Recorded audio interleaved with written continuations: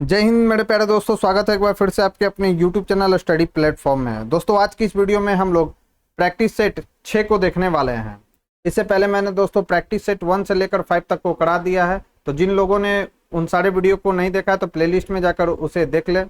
और साथ ही साथ अगर ये वीडियो पसंद आए दोस्तों तो प्लीज़ इस वीडियो को ज़्यादा से ज़्यादा लाइक करें और अपने दोस्तों के साथ इसे शेयर करना न भूलें। तो चलिए दोस्तों आज के फर्स्ट क्वेश्चन के साथ इस डिस्कशन की शुरुआत करते हैं। फर्स्ट हमारा क्वेश्चन है दोस्तों, the heat from burning of wood in a room spread to corner of the room identified the process by which heat is transferred। किसी कमरे में लकड़ी के जलने से उत्पन्न उष्मा कमरे के कोने तक फैल जाती है, उस मुख्य प्रक्रिया की पहचान करिए जिससे उष्मा का स्थानांतरण हो जाता है। तो उष्मा का स्थानांतरण 3 तरीके से होता है। पहला है दोस्तों कौन सा, चालन से होता है, संवहन से होता है और विकिरण से भी उष्मा का स्थानांतरण होता है। लेकिन यहाँ पर कमरे में लकड़ी के जलने से उष्मा का जो स्थानांतरण होता है दोस्तों वह किस विधि के द्वारा होता है, तो वह संवहन और विकिरण विधि के द्वारा होता है। इसका राइट आंसर हो जाएगा ऑप्शन ए। अब हम डिस्कस करते हैं चालन विधि। तो ठोस में जो उष्मा का संचरण होता है दोस्तों वह किस माध्यम से होता है, वह चालन के माध्यम से होता है। तो ये चालन के बारे में आपको याद रखना है। संवहन के बारे में क्या होता है, संवहन के माध्यम से द्रव और गैस में, याद रखना है, द्रव और गैस में उष्मा का स्थानांतरण कैसे होता है, तो संवहन के माध्यम से होता है। और विकिरण की अगर हम बात करें तो विकिरण विधि में क्या होता है, उष्मा के स्थानांतरण हेतु माध्यम की आवश्यकता इसमें नहीं होती है। उष्मा का जो स्थानांतरण होता है इसमें विद्युत चुंबकीय तरंग द्वारा होता है। तो ये सभी के सभी महत्वपूर्ण फैक्ट्स है दोस्तों जिसे आपको ध्यान में रखना है। बढ़ते हैं अपने नेक्स्ट क्वेश्चन की ओर। हमारा नेक्स्ट क्वेश्चन है दोस्तों कि though the roar of lion is loud and sound of bird is feeble, the appropriate reason behind this is. शेर की दहाड़ प्रबल और पक्षियों की आवाज तीक्ष्ण होती है, इसका उचित कारण यह है। तो इसका उचित कारण क्या है दोस्तों, तो याद रखना है इसका उचित कारण है कि amplitude of vibration of roar of lion is larger as compare to bird sound. यानी शेर की जो दहाड़ का आयाम होता है वो पक्षियों की ध्वनि के आयाम की तुलना में बड़ा होता है। इसका रीजन क्या होगा, ऑप्शन सी। नेक्स्ट क्वेश्चन है हमारा, which is correct in relation to a cyclone. चक्रवात के संबंध में कौन सा कथन सही है। तो चक्रवात के विषय में कौन सा कथन सही है, तो याद रखना है इसका राइट आंसर क्या हो जाएगा कि eyes of the storm is a काम एरिया। यानी झंझा का जो नेत्र एक शांत क्षेत्र होता है, यह बिल्कुल सही है। दूसरा आपको क्या याद रखना है कि टोर्नेडो में फॉर्म विथ साइक्लोन, यानी चक्रवात के भीतर टोर्नेडो यानी जिसे हम लोग बवंडर के नाम से जानते हैं बन सकता है, यह भी सही है। और तीसरा याद क्या रखना है आपको कि wind direction contribute to cyclone, पवन की दिशा चक्रवात में सहयोग करती है, यह भी जो है दोस्तों इसमें दिया गया वह बिल्कुल सही है। तो इसका राइट आंसर क्या हो जाएगा, ए, सी और डी इसमें परफेक्ट है। राइट आंसर इसका हो जाएगा ऑप्शन बी। यहाँ पर बी ऑप्शन गलत है कि बहुत ही उच्च दाब का तंत्र उत्पन्न होता है जिससे चारों ओर उच्च वेग की वायु घूमती है। यह स्टेटमेंट इसमें जो दिया गया है वह बिल्कुल गलत दिया गया है। राइट आंसर क्या हो जाएगा, ए, सी और डी।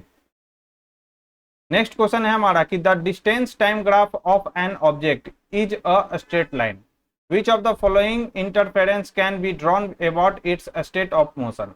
किसी वस्तु का दूरी समय ग्राफ एक सरल रेखा है, इसकी गति की अवस्था के संदर्भ में निम्न में से क्या निष्कर्ष निकाला जा सकता है। तो इसका राइट आंसर क्या आ जाएगा, 4 का राइट आंसर हो जाएगा ऑप्शन बी, यानी ए और बी सही है। यह विरामावस्था में है यानी इट इज एट रेस्ट, यह सही है। और याद रखना है it is moving with a uniform speed, एक समान चाल से गति कर रही है, यह स्टेटमेंट सही है दोस्तों। सी गलत है कि यह एक समान त्वरण से गति कर रही है, यह स्टेटमेंट इसमें क्या हो जाएगा, गलत हो जाएगा। राइट आंसर की बात करें तो राइट आंसर हो जाएगा ऑप्शन बी। आप लोग इसे घर पर अवश्य ट्राई कीजिएगा दोस्तों। नेक्स्ट है, identify the correct sequence of steps in processing of the hair of sheep to wool. भेड़ के बालों से ऊन बनाने तक की प्रक्रिया के चरणों के सही क्रम को क्या करना है, पहचानना है आपको। तो सही क्रम इसका क्या हो जाएगा, तो इसका सही क्रम हो जाएगा, सबसे पहले हम लोग क्या करते हैं, तो सबसे पहले हम लोग ऊन की कटाई करते हैं, यानी सी सबसे पहले होगा, यानी शेयरिंग सबसे पहले होगा। उसके बाद हम लोग क्या करते हैं, उसके बाद अभिमार्जन करते हैं उसका, यानी स्कोरिंग करते हैं इसका। फिर उसके बाद हम लोग क्या करते हैं, उसकी छटाई करते हैं। छटाई के बाद उसकी क्या करते हैं हम लोग दोस्तों, धुनाई करते हैं। और लास्ट में क्या करते हैं, बुनाई और रंगाई का काम करते हैं। तो इस क्वेश्चन का राइट आंसर क्या हो जाएगा, सबसे पहले सी होगा, उसके बाद ए, उसके बाद डी, उसके बाद बी और उसके बाद क्या होगा, ई। राइट आंसर क्या हो जाएगा, ऑप्शन डी। नेक्स्ट है, which of the following can be put on wounds as an antiseptic. निम्नलिखित में से किसे किसी घाव पर एंटीसेप्टिक यानी प्रतिरोधी या रोगाणुरोधक के रूप में लगाया जा सकता है। याद रखना है, ये इंपॉर्टेंट सवाल है दोस्तों। राइट आंसर की बात करें तो इसका राइट आंसर हो जाएगा आयोडीन। आयोडीन का इस्तेमाल हम एंटीसेप्टिक के रूप में करते हैं, याद रखना है आपको। नेक्स्ट है, magnesium burns in air to form A dissolve in water to form B. A is आपसे पूछा जा रहा है क्या है और बी क्या होगा, यानी मैग्नीशियम वायु में जलकर ए बनाता है, ए को जल में घोलकर विलयन बी बनाया जाता है। ए खाली स्थान है और बी की प्रकृति क्या होगा। तो मैग्नीशियम को जब हम वायु में अगर छोड़ेंगे दोस्तों तो ये क्या बनाएगा, मैग्नीशियम ऑक्साइड बनाएगा। याद रखना है आपको। 7 की अगर हम बात करें तो 7 का राइट आंसर क्या हो जाएगा, सबसे पहले ए बनेगा मैग्नीशियम ऑक्साइड यानी MgO बनेगा। फिर उसके बाद जब उसको जल में हम करेंगे तो उसका Mg ये क्या बनेगा, मैग्नीशियम हाइड्रोक्साइड बनाएगा। और ये मैग्नीशियम हाइड्रोक्साइड क्या होता है, यह एक बेसिक होता है, यानी बेसिक नेचर का ये होता है। तो इसका राइट आंसर क्या हो जाएगा, मैग्नीशियम ऑक्साइड ए होगा और बी हो जाएगा दोस्तों क्या, क्षारीय। राइट आंसर हो जाएगा इसका ऑप्शन सी। नेक्स्ट है, X is a metal which exist in a liquid state, what could X be. X कोई धातु है जो द्रव अवस्था में विद्यमान होती है। X क्या हो सकती है, तो द्रव अवस्था में रहने वाला धातु कौन सा है, तो मरकरी जो होता है वह द्रव अवस्था में पाए जाने वाला क्या है दोस्तों, धातु है। और वहीं अगर बात करें ब्रोमीन, तो ब्रोमीन द्रव अवस्था में पाए जाने वाला क्या है, अधातु है। तो ये भी पॉइंट आपको याद रखना है। नेक्स्ट है, sulphur dioxide when dissolve in water forms. Sulphur dioxide जल में वियोजित होने पर बनाती है। इंपॉर्टेंट सवाल है दोस्तों, सभी के सभी सवाल जो है एनसीईआरटी से कलेक्ट करके दिए गए हैं, याद रखना है आपको। तो यह क्या बनाएगा, सल्फ्यूरस अम्ल बनाएगा। राइट आंसर हो जाएगा ऑप्शन बी। नेक्स्ट है, in human circulatory system X are blood vessel which carry deoxygenated blood and have Y walls. Z carries blood from lungs to heart.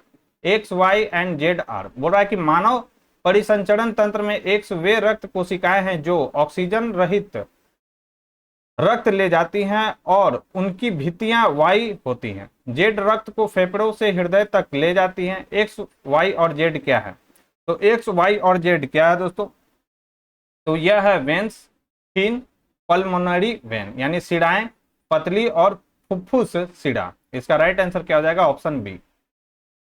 11 number question है, A I provide shape to the human body.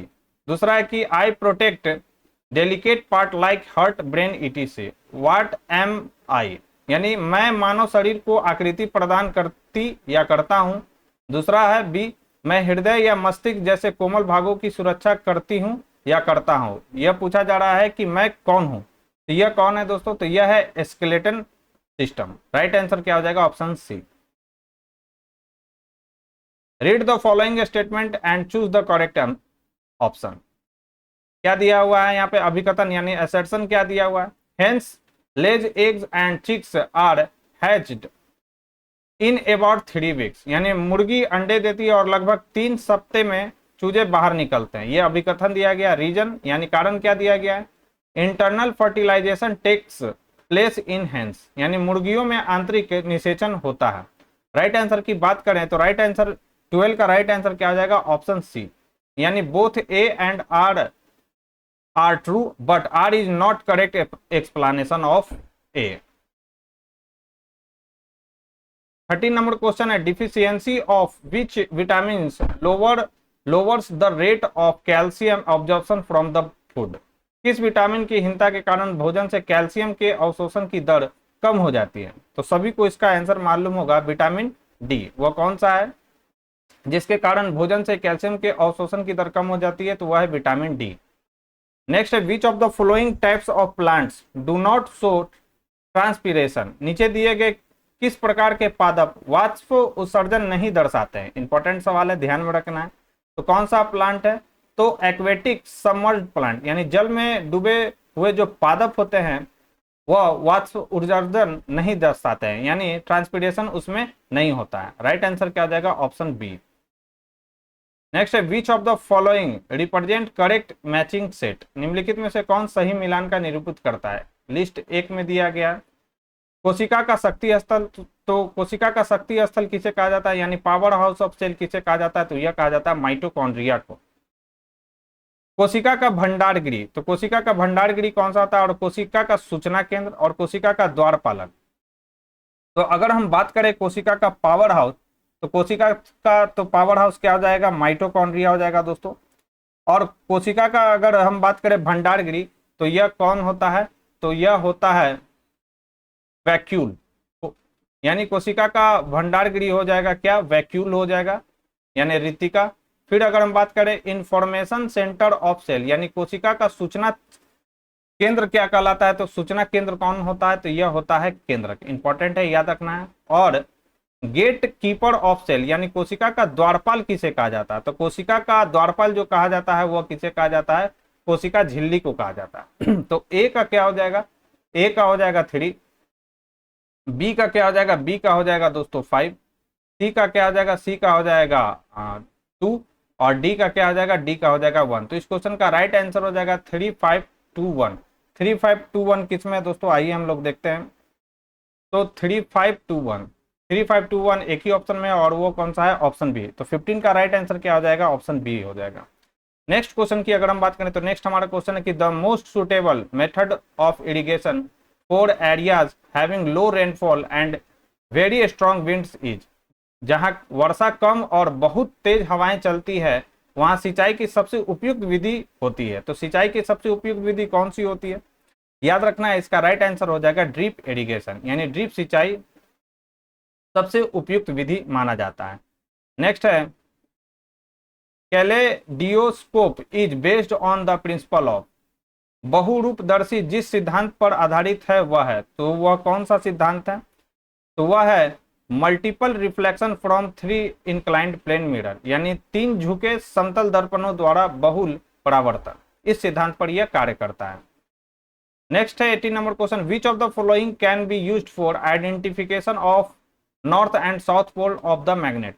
निम्नलिखित में से किस गतिविधि का उपयोग एक चुंबक के ऊपरी और दक्षिणी ध्रुव को पहचानने के लिए हो सकता है। राइट आंसर की बात करें तो इसका राइट आंसर हो जाएगा freely suspending the magnet from the middle, यानी चुंबक को मध्य में से स्वतंत्र लटकाना, यह सर्वोत्तम विधि होगा दोस्तों। राइट आंसर क्या हो जाएगा, डी। नेक्स्ट है 19 number question, Victor connected a battery and a fixed resistance in the electric circuit. Now he wants to regulate the current without changing the voltage. How can he do that? Victor ने क्या किया है कि विद्युत परिपथ में एक battery और एक निश्चित प्रतिरोधक जोड़ा। अब वह विभवांतर को बदले बिना विद्युत प्रवाह को नियंत्रित करना चाहता है। वह ऐसा कैसे कर सकता है, तो वह कैसे कर सकता है दोस्तों, तो वह कर सकता है बाय कनेक्टिंग रियोस्टेट, यानी परिवर्ती रोधक को जोड़कर वो ऐसा कर सकता है विक्टर। राइट आंसर क्या हो जाएगा, ऑप्शन ए। नेक्स्ट है read the following statement and choose the correct option. Assertion दिया गया, नहीं अभिकथन दिया गया कि the sky appears blue during the day and red during sunrise and sunset, यानी दिन में आसमान नीला और सूर्योदय तथा सूर्यास्त के समय लाल दिखाई देता है। तो बिल्कुल सही है दोस्तों अभिकथन। रीजन इसका दिया गया कि the colour of the sky is due only to reflection of light, यानी आकाश का रंग केवल प्रकाश के अपवर्तन के कारण होता है। तो इसका राइट आंसर क्या हो जाएगा, इसका राइट आंसर हो जाएगा दोस्तों सी। गलत है कि आकाश का जो रंग है केवल प्रकाश के अपवर्तन के कारण होता है, यह स्टेटमेंट गलत है। जबकि इसका कथन सही दिया गया कि दिन में आसमान नीला और सूर्योदय और सूर्यास्त के समय लाल दिखाई देता है। राइट आंसर हो जाएगा 20 का सी। ए सत्य परंतु आर गलत है। नेक्स्ट है in a crystal cations and anions are held together by. एक क्रिस्टल में धनायन और ऋणायन जुड़े होते हैं। तो याद रखना है कि एक क्रिस्टल में जो केटायन होता है वो इलेक्ट्रोस्टैटिक्स फोर्सेज यानी स्थिर वैद्युत बल के द्वारा केटायंस और एनायंस जुड़ा होता है। राइट आंसर हो जाएगा ऑप्शन बी। नेक्स्ट है कि एन आयन M+2 दिया गया फॉर्म्स द कॉम्प्लेक्स, ये कॉम्प्लेक्स दिया गया MH2O6, टोटल पे क्या है +2 है, और MEN+2 एंड MBr ब्रोमीन है, ये 6-4 match the complex with appropriate colour. इसका कलर आपसे पूछा जा रहा है कि ये कलर कौन सा होगा। तो 22 को आप लोग अटेम्प्ट कीजिएगा। फिलहाल मैं इसका आंसर बता दे रहा हूं, इसका कलर होगा ब्लू, रेड और green. Next what is oxidation number of chromium in the ionic compound Na2Cr2O7, यानी आयोनिक यौगिक Na2Cr2O7 में क्रोमियम की ऑक्सीकरण संख्या क्या है। तो इसमें क्रोमियम की ऑक्सीकरण संख्या कितना है दोस्तों, तो 6 है। ऑक्सीडेशन नंबर आप लोगों ने निकालना सीखा होगा, तो उसी बेसिस पे यह सवाल पूछा गया। नेक्स्ट है the activity of radio isotopes changes with. Radio active isotope यानी समस्थानिक की सक्रियता बदलती है। तो यह जो सक्रियता बदलती है वह कैसे बदलती है दोस्तों, केमिकल इन्वायरमेंट में, यानी रासायनिक वातावरण के साथ यह क्या करता है, चेंज करता है। राइट आंसर हो जाएगा ऑप्शन डी। नेक्स्ट है emission of an alpha particles leads to a. एक अल्फा कण के उत्सर्जन से होता है। तो एक अल्फा कण के उत्सर्जन से क्या होता है, इंपॉर्टेंट सवाल है, याद रखना है। तो एक अल्फा कण के उत्सर्जन से परमाणु के आवेश में 2 इकाई की कमी होती है, यानी decrease of 2 unit in the charge of the atom. Right answer हो जाएगा ऑप्शन ए। नेक्स्ट है half life period of a first order reaction in 100 second, the rate constant of reaction is. ये सभी के सभी जो है दोस्तों 11-12 के एनसीईआरटी बेस से सवाल पूछे गए हैं। रेट ऑफ रिएक्शन से यह सवाल पूछा गया है, याद रखना है। मुझे याद नहीं, शायद ये 11th के केमिस्ट्री का चैप्टर है या 12 के केमिस्ट्री का ये चैप्टर है। हाफ लाइफ पीरियड से ये रिलेटेड सवाल है, तो आप इसको अच्छे से कवर कर लीजिएगा। फिलहाल मैं इसका आंसर बता दे रहा हूँ। 26 का राइट आंसर क्या हो जाएगा, 6.93 इंटू 10⁻³ पर सेकेंड। नेक्स्ट है कि इन स्टेडी स्टेट साम्य अवस्था में क्या होता है, पूछा जा रहा है साम्य अवस्था में क्या होता है। तो शरीर के सभी भाग एक ही तापमान पर होते हैं, यानी all parts of the body are at same temperature. यह क्या है, स्टेडी स्टेट है। यह स्टेडी स्टेट को दर्शाता है दोस्तों, याद रखना है। नेक्स्ट है 28 number question, hydrogen combines with chlorine to form HCl. It also combines with sodium to form NaH. If sodium and chlorine combine with each other, they will do so in the ratio of their masses as. Hydrogen chlorine के साथ मिलकर HCl बनाता है। यह sodium से मिलाने पर NaH बनाता है। यदि सोडियम तथा क्लोरीन परस्पर मिलते हैं तो इनके द्रव्यमान का अनुपात होगा। तो इनके द्रव्यमान का अनुपात कितना होगा, तो इनके द्रव्यमान का अनुपात होगा 23:35.5। राइट आंसर हो जाएगा ऑप्शन ए। नेक्स्ट है which of the following dyes is used as a spot test reagent for detecting sulphurous acid and serum and also used as antiseptic. निम्न में से कौन रंजक सल्फ्यूरस अम्ल तथा सीरियम का पता लगाने के लिए स्पॉट परीक्षण अभिकर्मक के रूप में तथा रोगानुरोधक के रूप में उपयोग होता है। तो वह कौन सा है, तो वह है दोस्तों क्रिस्टल वायलेट यानी क्रिस्टल बैगनी का उपयोग हम लोग करते हैं। नेक्स्ट है विच ऑफ द फॉलोइंग दिया गया यहाँ पे 0.1 मोलर सॉल्यूशन, मोलरिटी सॉल्यूशन दिया गया, will show the highest boiling point. निम्न में से 0.1 m यानी मोलरिटी विलियन में किसका क्वथनांक सबसे अधिक होगा। तो किसका क्वथनांक सबसे अधिक होगा, तो पोटासियम सल्फेट का जो क्वथनांक होगा दोस्तों सर्वाधिक होगा। नेक्स्ट है cinnabar is an ore of. तो निम्न सिनेबार का एक अयस्क है। तो सिनेबार किसका अयस्क है, सभी को मालूम होगा इसका आंसर। सिनेबार जो है पारा यानी मरकरी का क्या है, यह अयस्क है यानी ओर है। आइपक नेम ऑफ द कंपाउंड, इस कंपाउंड का आइपक नेम आपसे पूछा जा रहा है, तो इसका राइट आंसर क्या होगा। 32 का राइट आंसर मैं बता दे रहा हूँ। 32 का राइट आंसर हो जाएगा 2-साइक्लोहेक्सी ब्यूटेन होगा इसका राइट आंसर, ऑप्शन ए। आप लोग इसे घर पर जरूर ट्राई करें। नेक्स्ट है पेरिपेटस बिलोंग्स टू क्लास। पेरिपेटस किस वर्ग में आता है? तो पेरिपेटस जो है दोस्तों किस वर्ग में आता है? तो ये आता है ओनिकोपोरा यानी ओनिकोपोरा वर्ग के अंतर्गत पेरिपेटस आता है। नेक्स्ट है cephalopoda is a class of animal in which. Cephalopoda जानवर का एक वर्ग है जिनमें क्या होता है? 34 का राइट आंसर क्या हो जाएगा? Foot is located on the head. पैर सिर पर क्या होता है? इसमें सेफलोपोडा जानवरों का स्थित होता है। राइट आंसर हो जाएगा ऑप्शन सी। नेक्स्ट है main excretory product in bird and reptiles is. पक्षियों और सरीसृप वर्ग के जंतुओं में मुख्य उत्सर्जी पदार्थ है। तो इसमें मुख्य उत्सर्जी पदार्थ क्या होता है? तो इसमें मुख्य उत्सर्जी पदार्थ होता है यूरिक एसिड यानी यूरिक अम्ल। राइट आंसर 35 का क्या हो जाएगा? बी। इंपॉर्टेंट सवाल है दोस्तों, ध्यान में रखना है। नेक्स्ट है where we can find apolar neurons in human body. मनुष्य शरीर में हमें अध्रुवीय न्यूरॉन्स कहाँ देखने को मिल सकते हैं? तो मनुष्य के शरीर में हमें अपोलर न्यूरॉन्स कहां पर देखने को मिल सकते हैं? राइट आंसर हो जाएगा रेटिना के एमिक्राइन कोशिकाओं में यानी एमिक्राइन सेल ऑफ रेटिना में हमें अपोलर न्यूरॉन्स देखने को मिल सकते हैं। नेक्स्ट है ट्रोपोनिन इज अ। ट्रोपोनिन एक है, तो ट्रोपोनिन क्या है? तो ट्रोपोनिन क्या है? एक प्रकार का मांसपेशी प्रोटीन है ये यानी मसल्स प्रोटीन है। कौन सा? ट्रोपोनिन। नेक्स्ट है न्यूरोफायोफिसिस सीक्रेट्स यानी न्यूरोहाइपोफाइसिस स्रावित करता है यानी न्यूरोहाइपोफाइसिस क्या स्रावित करता है? याद रखना है दोस्तों, यह स्रावित करता है ऑक्सीटोसिन एंड वेस्पोप्रेसिन। यह स्रावित करता है कौन? तो न्यूरोहाइपोफाइसिस। इंपॉर्टेंट सवाल है दोस्तों, याद रखना है। नेक्स्ट है एपिडाइडेमिस सेल्स आर फाउंड इन। अधिवृषण कोशिकाएं पाई जाती है। तो अधिवृषण एपिडाइडेमिस सेल कहां पर पाया जाता है? तो एपिडाइडेमिस जो सेल है वो पाया जाता है एपिडाइडेमिस में यानी अधिवृषण में यह पाया जाता है। 39 का जो राइट आंसर हो जाएगा ऑप्शन डी होगा। नेक्स्ट है कि the most abundant asteroid found in the body is. शरीर में सबसे प्रचुर मात्रा में पाए जाने वाला एस्टेरॉयड है, तो कौन सा है शरीर में सबसे ज्यादा प्रचुर मात्रा में पाया जाने वाला एस्टेरॉयड? तो याद रखना है राइट आंसर हो जाएगा कोलेस्ट्रॉल। नेक्स्ट है pearl producing Indian species is. मोती उत्पादन करने वाली भारतीय प्रजाति है। तो मोती उत्पादन करने वाली जो भारतीय प्रजाति है वो कौन सा है? तो वह है पिंकटाडा वेलगेरिस। पिंकटाडा वेलगेरिस याद रखना। नेक्स्ट है which of the following has upright pyramid.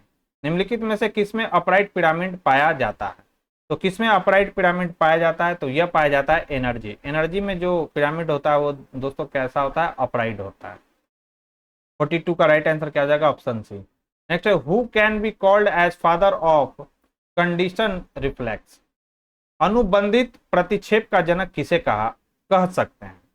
तो अनुबंधित प्रतिक्षेप यानी कंडीशन रिफ्लेक्स का जनक किन्हें कहा जाता है? तो याद रखना है इन्हें कहा जाता है, किन्हें कहा जाता है दोस्तों? तो पाब्लो को कहा जाता है। नेक्स्ट क्वेश्चन है 44 number. Time period of a simple pendulum inside a satellite orbiting earth will be. पृथ्वी की परिक्रमण कर रहे एक उपग्रह के अंदर एक सरल लोलक का आवर्त काल होगा। तो एक सरल लोलक का आवर्त काल क्या होगा दोस्तों? याद रखना है राइट आंसर हो जाएगा इनफाइनाइट होगा। 44 का राइट आंसर क्या हो जाएगा? बी। नेक्स्ट है कि the work done on a body by an external force contributes to a change in its. बाहरी बल द्वारा एक पिंड पर किया गया कार्य उसमें यह परिवर्तन लाने में योगदान करता है। तो कौन सा परिवर्तन लाने में योगदान करता है? राइट आंसर हो जाएगा गतिज ऊर्जा यानी काइनेटिक एनर्जी लाने में योगदान यह करता है। 45 का राइट आंसर क्या हो जाएगा? सी। नेक्स्ट है a satellite is revolving around the earth at a height of 600 kilometre from the surface of earth. The speed of the satellite is क्या होगा? रेडियस ऑफ अर्थ दिया गया कितना? 6400 किलोमीटर। मास ऑफ अर्थ दिया गया 6 × 10⁻24 kg। और जी का मान आप सभी को याद रखना है, ये पूछा भी जा सकता है 6.67 × 10⁻11 न्यूटन मीटर स्क्वायर पर kg स्क्वायर। तो स्पीड ऑफ सैटेलाइट पूछा जाए तो इसमें स्पीड ऑफ सैटेलाइट कितना होगा? तो 46 का जो राइट आंसर हो जाएगा वो हो जाएगा ऑप्शन सी। ये आपको घर पर वीडियो को पॉज कर अटेम्प्ट लेना है और उसके बाद आपको आंसर बताना है दोस्तों। इस फिलहाल मैं यहाँ पर बता दे रहा हूँ, इसका राइट आंसर क्या हो जाएगा, 7.60 किलोमीटर पर सेकेंड इसका राइट आंसर होगा। नेक्स्ट है an ideal material for making handle of cooking vessel must have. खाना पकाने के बर्तन के हैंडल उत्पादन हेतु आदर्श पदार्थ में यह होना ही चाहिए। क्या होना चाहिए इसमें, 47 का राइट आंसर हो जाएगा कि large heat capacity and small conductivity, यानी बड़ी उष्मा क्षमता और छोटी चालकता इसमें होना चाहिए। ऑप्शन ए इसका करेक्ट आंसर होगा। नेक्स्ट है कि an object's temperature is raised by 150 degree Celsius, the resulting increase in its absolute temperature is. एक वस्तु का तापमान 150 सेंटीग्रेड बढ़ाया जाता है, इसके निरपेक्ष तापमान में परिमाण स्वरूप वृद्धि है। कितना वृद्धि होगा, तो याद रखना है इसमें वृद्धि जो होगा वह कितना हो जाएगा, 150 केल्विन, यानी 150 केल्विन इसमें वृद्धि होगा दोस्तों। नेक्स्ट है कि the ratio of most probable speed and average speed of a gas enclosed in a vessel is. एक बर्तन में बंद गैस के अणुओं की अधिकतम संभाव्य गति तथा औसत गति का अनुपात क्या होगा। इंपॉर्टेंट सवाल है, याद रखना है।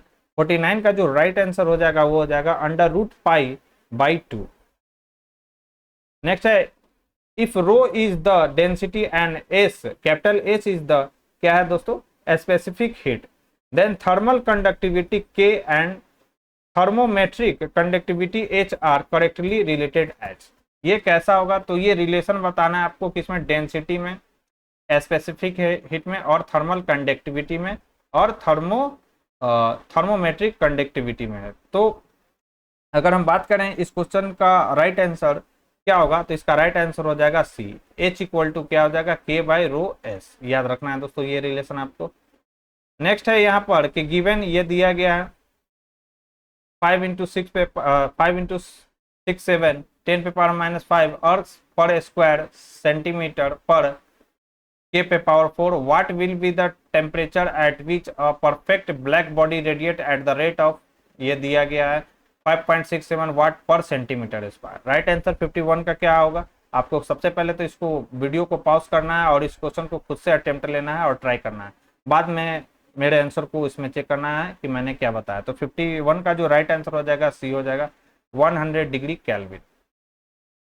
नेक्स्ट है कि the wavelength of light diminished, ये दिया हुआ है म्यू टाइम्स, ये दिया म्यू का वैल्यू कितना दिया गया 1.33 for water in a medium. Diver from inside water looks at an object whose natural colour is green, he sees the object as. किसी माध्यम यानी जल का अपवर्तनांक ये दिया गया में प्रकाश की म्यू तरंग दैर्घ्य गुना कम हो जाती है। पानी के अंदर से एक गोताखोर किसी वस्तु को देखता है जिसका प्राकृतिक रंग हरा, यह वस्तु उसको दिखाई देगा, तो यह वस्तु उसको कैसा दिखाई देगा, तो यह दिखाई देगा उसको ब्लू यानी नीला दिखाई देगा। फिर ये रिफ्रैक्टिव इंडेक्स दिया गया है, रिफ्रैक्टिव इंडेक्स का जो मान दिया गया 1.544 और ये दूसरा दिया गया ई का 1.558 और लैम्डा दिया गया कितना 6500 एंगस्ट्रम दिया गया इच। क्या होगा यहाँ पर ये क्वेश्चन पूछा गया है। Then the thickness of quarter wave plate for lambda equal to इच क्या होगा, तो इसका थिकनेस आपसे पूछा जा रहा है तो 53 का राइट आंसर क्या हो जाएगा डी, कि 11.6 माइक्रोमीटर इसका राइट आंसर होगा। ठीक है, इसको क्या करना, वीडियो को पॉज कर इस सबको, ये सब जो है न्यूमेरिकल है दोस्तों, याद रखना है 11-12 से रिलेटेड न्यूमेरिकल है। 10th में ऐसा न्यूमेरिकल आपको नहीं देखने को मिलेगा, तो ये 11-12 से रिलेटेड सवाल है। A car moving at 30 metre per second in approaching a factory whose vessel has a frequency of 500 Hz if the speed of sound in air कितना दिया हुआ है 340 metre per second. What is the apparent frequency of vessel as aired by the car driver, यानी 30 metre per second की चाल से गतिमान एक कार एक फैक्ट्री के पास पहुंच रही है जिसकी सीटी की आवृत्ति कितना है 500 हर्ट्ज है। यदि वायु में ध्वनि वेग 340 मीटर पर सेकेंड है तो कार चालक द्वारा सुनी सीटी की आभासी आवृत्ति क्या होगा, तो इसमें फ्रीक्वेंसी आपसे पूछा जा रहा है कि फ्रीक्वेंसी क्या होगा, तो 54 का राइट आंसर हो जाएगा 544 हर्ट्ज। नेक्स्ट है an aromatic lens is formed from two thin lenses in contact having power कितना दिया हुआ, 12 dioptre and -8 dioptre. The focal length of the combination is, एक अवर्णक लेंस दो पतले लेंसों के संपर्क से जिनकी क्षमताएं कितना है, 12 डायोप्टर और -8 डायोप्टर है, बना है। इस युग्म की फोकस दूरी क्या होगा, तो इस युग्म का जो फोकस दूरी होगा वह कितना होगा, तो यह होगा 25 सेंटीमीटर। राइट आंसर हो जाएगा 55 का क्या, ए। नेक्स्ट है the magnifying glass comprises a simple, एक आवर्धक लेंस में होता है, तो एक आवर्धक लेंस में क्या होता है, इंपॉर्टेंट सवाल है दोस्तों, याद रखना है। 56 का जो राइट आंसर हो जाएगा वह क्या हो जाएगा, तो एक आवर्धक लेंस में उत्तल लेंस लगा होता है, यानी कन्वेक्स लेंस इसमें होता है। Spherical aberration in a lens is due to, लेंसों में गोलीय विपथन का कारण क्या है, तो लेंसों में गोलीय विपथन का कारण क्या है दोस्तों, याद रखना है। इसका राइट आंसर हो जाएगा B, larger focal length to paraxial rays as compare to marginal rays, यानी उपाक्षीय किरणों के लिए सीमांत किरणों की तुलना में फोकस दूरी अधिक होना, यह है गोलीय विपथन यानी एस्फेरिकल एब्रेशन का कारण लेंस में। नेक्स्ट है which defect of vision is corrected using cylindrical lens in spectacles, बेलनाकार यानी सिलेंड्रिकल लेंसों का चश्मा कौन से दृष्टि दोष का निदान करता है, तो कौन से दृष्टि दोष का निदान यह करता है, तो यह करता है किसको दोस्तों, तो यह करता है एस्टिग्मेटिज्म का, यानी अबिंदुकता का यह निवारण करता है सिलेंड्रिकल लेंस। राइट आंसर हो जाएगा ऑप्शन सी। नेक्स्ट है 59 नंबर क्वेश्चन की, a given charge is situated at a certain distance from an electric dipole in the end on position experience a force F. If the distance of the charge is double, the force acting on the charge will be। 59 का जो right answer क्या हो जाएगा, 59 का right answer हो जाएगा F/8। If the RMS potential difference across a 50 kilo ohm resistance is 16 volt, the maximum current flowing is। Maximum current आपसे पूछा जा रहा है, सारे के सारे यहाँ पे न्यूमेरिकल हैं दोस्तों, आप देख रहे होंगे कि लगातार न्यूमेरिकल यहाँ पर आपको वीडियो पॉज कर इससे बनाना है। हालांकि मैं इसका पीडीएफ और इसका सॉल्यूशन भी जो है दोस्तों टेलीग्राम चैनल में अपलोड कर दूंगा, तो जिन लोगों ने टेलीग्राम चैनल को अभी तक ज्वाइन नहीं किया तो ज्वाइन कर ले, क्योंकि जो भी मैं पढ़ाता हूँ दोस्तों यूट्यूब पर वो उसकी पीडीएफ मैं टेलीग्राम में शेयर करता हूँ, वो भी फुल डिटेल में, तो आप वहाँ से जाकर देख सकते हैं। तो 60 का राइट आंसर क्या हो जाएगा, 60 का राइट आंसर हो जाएगा डी, 1.5 मिली एम्पियर। नेक्स्ट है there is a current of 1.344 ampere in a copper wire whose area of cross section normal to the length of the wire is 1 millimetre square. If the number of free electrons as per centimetre cube is 8.4 into 10 पे power square, then the drift velocity would be. Drift velocity से यह सवाल पूछा गया। 61 का जो right answer हो जाएगा क्या हो जाएगा, 0.01 mm पर सेकेंड। नेक्स्ट है at the centre of cubical box plus Q charge is placed, the value of total flux that is coming out of a wall. एक घनाकार बॉक्स को प्लस क्यू आवेश दिया जाता है, एक दीवार से निर्गत हो रहे कुल फ्लक्स का मान क्या होगा, तो कुल फ्लक्स का मान इसमें कितना हो जाएगा, तो 62 का राइट आंसर हो जाएगा दोस्तों option D, Q/6 epsilon not, याद रखना है। नेक्स्ट है it is impossible to measure simultaneously the exact position and exact momentum of a body as well as electron, this is the statement of. किसी गतिमान पिंड जैसे इलेक्ट्रॉन की एक साथ सटीक स्थिति तथा उसकी सटीक संवेग को मापना असंभव है, यह अभिकथन किसने दिया था, तो यह किनका प्रिंसिपल दिया गया, तो याद रखना इंपॉर्टेंट प्रिंसिपल यह दिया गया था हाइजेनबर्ग अनसर्टेन प्रिंसिपल, ये इसके नाम से फेमस है और ये देने वाले वैज्ञानिक का क्या नाम है, वर्नर हाइजेनबर्ग। नेक्स्ट है which among the following is a pair of isotone, निम्न में से कौन सम न्यूट्रॉनिक का युग्म है, तो सम न्यूट्रॉनिक मतलब क्या हो गया कि जिसमें न्यूट्रॉन की संख्या जो है समान है, तो न्यूट्रॉन की संख्या क्या किसमें समान है, तो अगर आप देखें सोडियम 23 है, तो अगर इसमें 11 अगर माइनस कर दे 23 में से तो कितना बचेगा, ये 12 बचेगा, 23 में से ये 12 चला जाएगा तो ये कितना बचेगा दोस्तों, 23 में से 12 चला जाएगा तो 11 बचेगा। तो इसमें न्यूट्रॉन समान है, ये नहीं होगा। 23 में से 11 चल जाएगा तो ये 12 बच जाएगा, और मैग्नीशियम में 24 है तो 24 में 12 चल जाएगा तो ये भी 12 बच जाएगा। तो इसका राइट आंसर क्या हो जाएगा 64 का राइट आंसर हो जाएगा ऑप्शन बी, क्योंकि इसमें दोनों में क्या है दोस्तों, न्यूट्रॉन सेम है। हम लोग जानते हैं कि द्रव्यमान संख्या बराबर, ये द्रव्यमान बराबर क्या होता है, एटॉमिक मास इक्वल टू क्या होता है दोस्तों, तो एटॉमिक मास बराबर होता है प्रोटॉन प्लस न्यूट्रॉन, याद रखना है, ठीक है। तो यहाँ पर अगर हम बात करें एटॉमिक मास की थी, इसका एटॉमिक मास कितना था 23 था, और प्रोटॉन इसमें कितना था 11 था। इसमें एटॉमिक मास इसका कितना था 24 था, और प्रोटॉन इसमें क्या था 12 था। तो अगर हम यहाँ पर रख दें इस इक्वेशन पर, तो हम आसानी से यहाँ पर न्यूट्रॉन निकाल सकते हैं कि किसमें सेम है और किसमें अलग है। नेक्स्ट है कि a virus infecting a bacterium is called, एक विषाणु जो एक जीवाणु को संक्रमित करता है क्या कहलाता है, तो यह क्या कहलाता है, तो 65 का राइट आंसर हो जाएगा बी, यह कहलाता है बैक्टीरियोफोज, यानी जीवाणु भोजी कहलाता है। नेक्स्ट है proteoglycans are major cell wall component, proteoglycans प्रमुख कोशिका भित्ति अवयव है। तो 66 का राइट आंसर क्या हो जाएगा, तो इसका राइट आंसर हो जाएगा ग्राम पॉजिटिव बैक्टीरिया, यानी ग्राम धनात्मक जीवाणु का यह अवयव है। नेक्स्ट है one of the following acid is not produced by Aspergillus niger, निम्नलिखित में से कौन सा एक अम्ल अस्परजिलस नाइगर से उत्पादित नहीं होता है, इंपॉर्टेंट सवाल है। 67 का राइट आंसर हो जाएगा गैलिक अम्ल का उत्पादन नहीं होता है अस्परजिलस नाइगर से। नेक्स्ट है ऑक्सोस्पोर आर फाउंड इन, यानी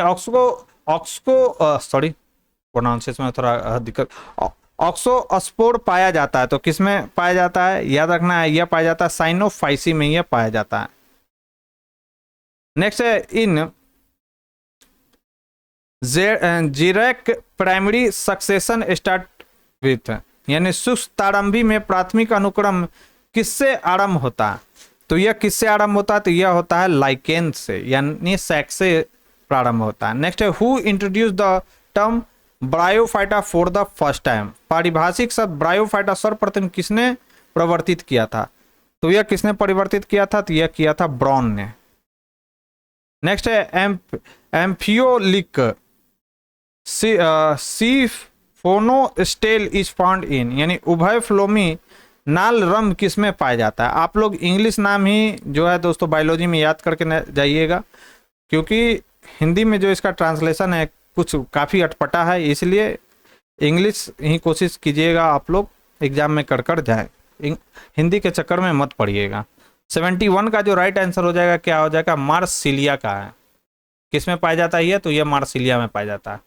72 का की अगर हम बात करें तो 72 number question, which of the following genus has been divided into 2 sub genera named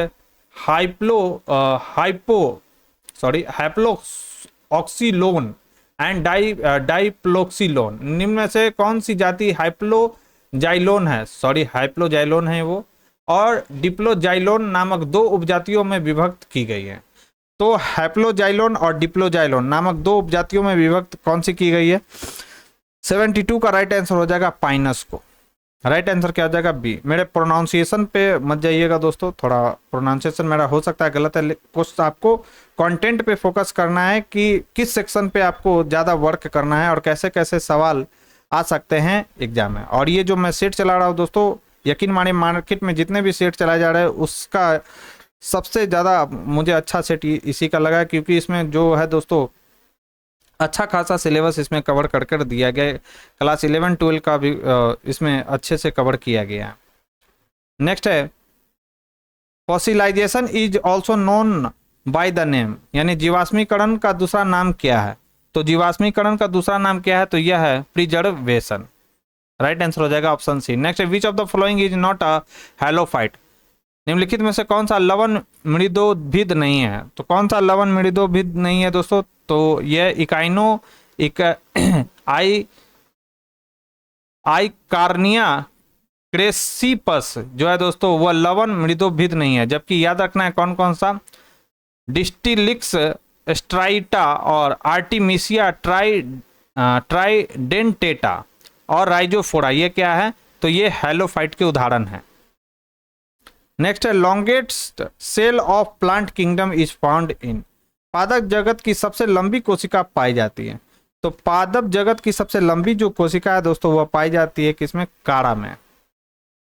next है heroine is obtained from. Heroine प्राप्त करने का स्रोत क्या है? तो हीरोइन किससे हम लोग प्राप्त करते हैं? याद रखना है, हीरोइन जो हम प्राप्त करते हैं वो प्राप्त करते हैं पैपेवर सोमनीफेरम से। पैपेवर सोमनीफेरम से हम लोग हीरोइन को ऑब्टेंड करते हैं, याद रखना है। In a certain plant the mechanism where timing of anther dehiscence and stigma receptivity do not coincide to avoid self pollination is called.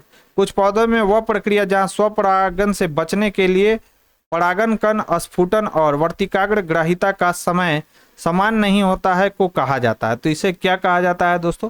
तो इसे कहा जाता है डाइकोगेमी कहा जाता है इसको। यानी इसका हिंदी नाम देख लीजिए कितना कठिन है, भिन्न काल पक्वता इसे कहा जाता है।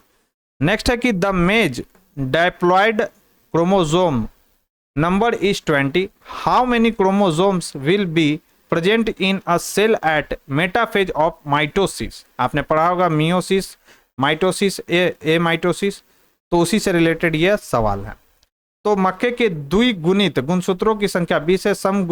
समसूत्री विभाजन के मेटाफेज पर एक कोशिका में कितने गुणसूत्र उपस्थित होंगे? तो कितने गुणसूत्र उपस्थित होंगे? 78 का जो राइट आंसर हो जाएगा, 40 गुणसूत्र इसमें उपस्थित होंगे। नेक्स्ट है वेस्क्यूलर और बस्क्यूलर माइकोरिजी आर इंपॉर्टेंट इन। यानी वेस्कुलर आर, एक मिनट दोस्तों, वेस्कुलर आर बस्कुलर माइकोरिजी महत्वपूर्ण है। तो किसके लिए महत्वपूर्ण है? 79 का। तो 79 का जो राइट आंसर हो जाएगा किसके लिए महत्वपूर्ण है? तो यह supply of nitrogen to the plant, इसके लिए, यानी पौधों को नाइट्रोजन की आपूर्ति के लिए यह महत्वपूर्ण है। और पौधों को फॉस्फेट पोषण में यह मदद करता है, यानी फॉस्फेट न्यूट्रिशन ऑफ प्लांट, इसके लिए यह जरूरी है। राइट आंसर क्या हो जाएगा? Option D. और आज के डिस्कशन का हमारा लास्ट सवाल है दोस्तों कि an enzyme which can extend a DNA without a template is. एक एंजाइम जो बिना टेम्पलेट के डीएनए का विस्तार कर सकता है, कौन सा है? तो वह कौन सा है? तो 80 का राइट आंसर हो जाएगा टर्मिनल न्यूक्लियोटाइडल ट्रांसफेरेज। यानी टर्मिनल न्यूक्लियोटाइडल ट्रांसफेरेज जो है दोस्तों एक एंजाइम है जो बिना टेम्पलेट के डीएनए का क्या कर सकता है? विस्तार कर सकता है। तो दोस्तों ये था हमारा प्रैक्टिस सेट नंबर कौन सा? 6।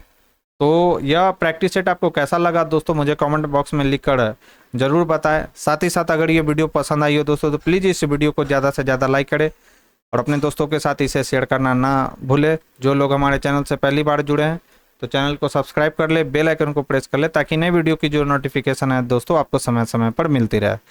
तो आज के लिए बस इतना ही दोस्तों, थैंक यू।